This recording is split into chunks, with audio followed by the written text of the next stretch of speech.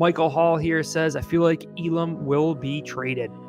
You know, I think about it too, and I'm just not ready to cut ties with Elam yet. We're going to take a look at Trey White's first season in Buffalo compared to Kaiir Elam's first season in Buffalo.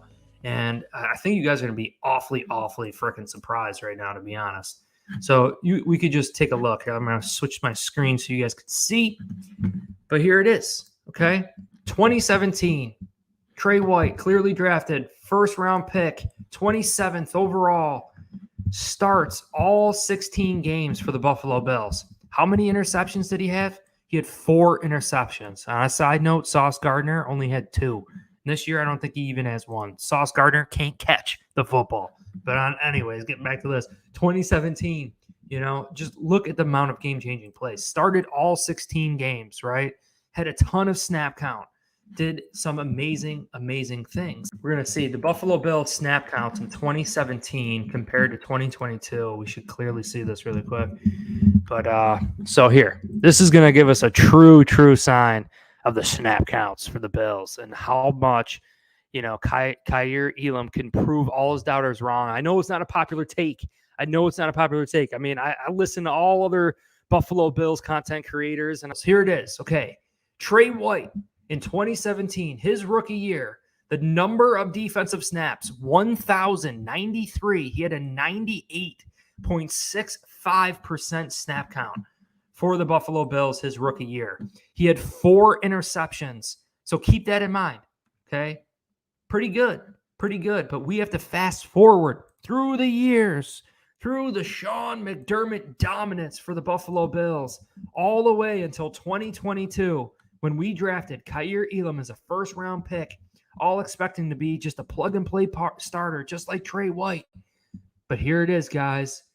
Kaiir Elam, look at this. 477 snap counts compared to Trey White's 1,000-plus snap counts.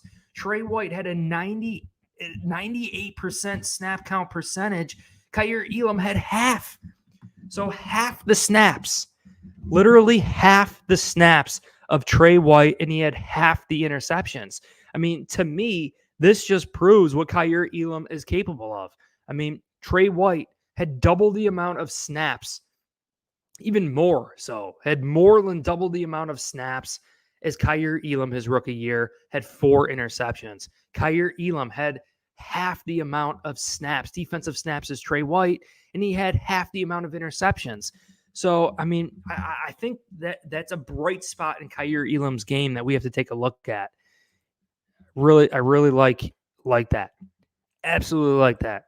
I'm definitely a data-driven type channel here. I definitely dive into the stats and try to look at trends and things like that. And I saw that last year, and I'm like, dang, Kaiir Elam's definitely making plays. Okay, he gives up some stuff here and there, might give up some plays underneath, never really gets beat completely deep. It's not like he's just completely burned or out of the play. I mean, he was second in total tackles last week for the Bills. He's there. He's just, I guess we got to expect a little bit more. And I believe Kaiir Elam, right? He was drafted 24th overall, I believe, Kaiir Elam, right? Last year, 13 games played, but did not start all 13 games. All right. So, basically 3 games less, and he had 2 interceptions. Kaiir Elam had just as many interceptions last year as Sauce Gardner. So as good as Sauce Gardner was, Kaiir Elam, we're talking about game-changing plays. Like, interceptions are such a crucial, important factor of being a great cornerback in the NFL. Okay, you gave up a couple passes here and there, but if you're making plays, if you're intercepting the ball during the game, I mean, turnovers win games, period. And you're giving the ball back to one of the best offenses and the best quarterback in the NFL in Josh Allen, Stephon Diggs, right? And a new revamped offense with Josh Allen under center and play action and Damian Harris, Latavius Murray, James Cook, the best running back room that we've had so far in the McDermott era. I mean, this just goes to show you what is capable of Kaiir Elam. And again, yes, 13 games compared to Trey White's 16 games, but the snap count was just completely different. First round pick really hasn't had a ton of snaps, a ton of opportunities. You hear how hard he works. First player in during the week. He's the last one to leave.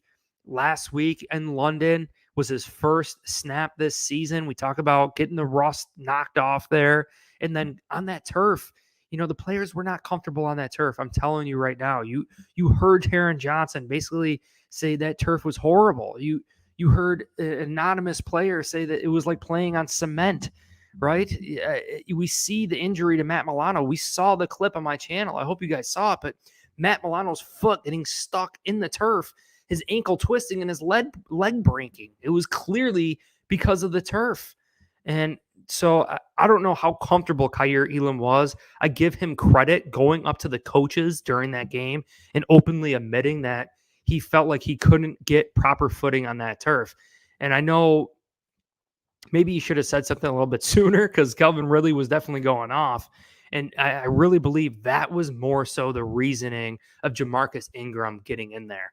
But we do have to be concerned with Kaiir Elam's excuses, right? We don't want a cornerback making excuses. Like, was it really the turf? Was Kaiir Elam, was he telling the truth? Maybe he just used that as an excuse, right? We don't want that. And Kaiir Elam is not going to have any excuses this game. And it's a great opportunity. They don't have a Calvin Ridley. They got rookie Jalen Hylett, right? They got Sterling Shepard, who the career stat. Megan says, I love that you're showing the comparison. People are too hard on Elam. He deserves just a little bit more time. That's all I'm saying. And he might turn into a bust. The claim that everyone's saying that he's a bust right now, it's too early. It's too early to claim that. And I really think a lot of people are going to be biting their tongue very soon on Kaiir Elam. And this is a great game to get back on track, to break the ice. He got the rust knocked off last week in London. You went to freaking London. You go overseas to London. Maybe you had jet lag too. And jet lag is a total individual basis. To group the team together as a whole, to consolidate the team together as a whole and say they were jet lagged or not isn't necessarily fair. Because every player is different. Every coach is different. Maybe this coach had jet lag and the other one didn't. Maybe Gabe Davis had jet lag and James Cook didn't. It's like you really don't know on that individual basis.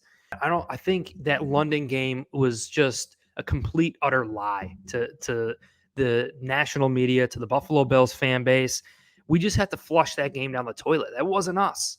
And the adjustments we had to make during the game due to the injuries too is just freaking insane.